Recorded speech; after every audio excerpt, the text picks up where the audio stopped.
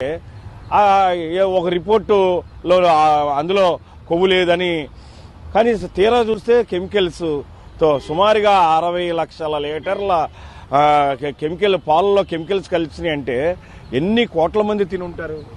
జయ శ్రీమన్నారాయణ. ఈ రోజున ముఖ్యంగా మేము ముఖ్యమంత్రి వారికి, చంద్రబాబు నాయుడు గారికి, అదేవిధంగా డిప్యూటీ సీఎం పవన్ కళ్యాణ్ గారికి, వీళ్ళిద్దరికీ కూడా హిందువుల యొక్క సాంప్రదాయాలు, సంస్కృతి, భక్తుల తరఫు నుంచి శతకోటి వందనాలు తెలియజేస్తున్నాం. ఈ రోజున ముఖ్యమంత్రి గారు కనుక ఆ విషయం కనుక బయట పెట్టకపోయి ఉండుంటే, ఈ రోజున పవన్ కళ్యాణ్ గారు పాప ప్రక్షాళన చెయ్యకపోయి ఉంటే, ఈ రోజున సాక్షాత్తు ఆంధ్ర రాష్ట్ర ప్రభుత్వం ఏ విధంగా ఉండేది అనేది మేము భయపడుతున్నటువంటి పరిస్థితులు ఉన్నాయి.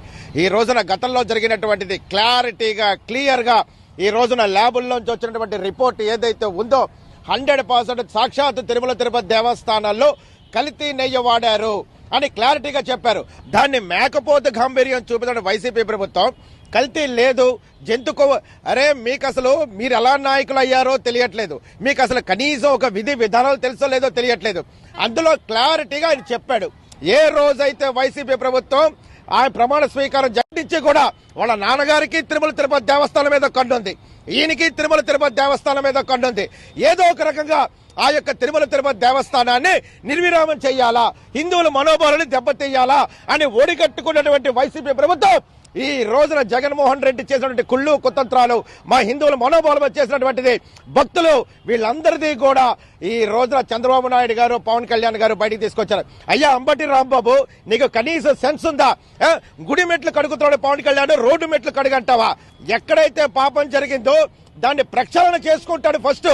ఆయన అంతటా ఆయన ఒక డిప్యూటీ సీఎం హోదాలో ఉండి కూడా ఆయన స్వతంత్రంగా ఆయన ఒక దీక్ష తీసుకుని మెట్లెక్కి ఈ రోజున హిందూ బంధువులు సాక్షాత్తు రాష్ట్రం తరపు నుంచి హిందువుల మనోభావాల గురించి ఆలోచన చేసి ఆయన ఈ రోజున మెట్లు కడిగి పాప ప్రక్షాళన చేస్తే ఆఖరికి ఆయన కూడా వెటకారం చేసే స్థాయి. అంటే మీరు ఎలా అయిపోయారంటే ఈ రోజున ఈ వైసీపీ ప్రభుత్వం ఏదో ఒకటి మేము కూడా ఉన్నామని తెలియజేసడం కోసం ఈ రోజున సాక్షాత్తు యొక్క స్వామివారు ఊరుకోరు. ఎవరైతే యొక్క తిరుమల తిరుపతి దేవస్థానంలో కల్తీ జరిగిందో, మీ నాన్నకి ఎలాంటి గట్టి పట్టిందో నీది కూడా ఎప్పటికే నీ కుటుంబం వేరైపోయింది. నిన్ను అందరూ వదిలేశారు, నిన్ను నమ్ముకుని వాళ్ళు బయటికి పంపించేశారు. వాళ్ళు కూడా నువ్వు ఎందుకు పనికిరావని చెప్తున్నారు. సాక్షాత్తు 40 సంవత్సరాలు నీ కుటుంబంలో ఉన్న విజయసాయి రెడ్డి, జగన్మోహన్ రెడ్డి నువ్వు ఎందుకు పనికిరావని చెప్పాడు.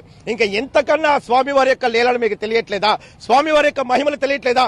నీ సొంత చెల్లెలు నిన్ను చీ అని చెప్పేసి కుటుంబంలోంచి బయటికి పంపించేసింది. నీ తల్లి నీ దగ్గర లేదు అంటే ఇదే స్వామి యొక్క లీల. సాక్షాత్తు ఆయన యొక్క ఏదైతే నమూనా ఉందో నీ ఇంటి ముందు వేసుకున్నావు. ఇంతకన్నా ఏముంటుంది? నీ భార్య ప్రసాదం ఇస్తే పక్కన పారేసింది. మీకు హిందువుల మీద మీకు గౌరవం ఉందా? మీరు హిందువుల భక్తుల గురించి మాట్లాడతారా?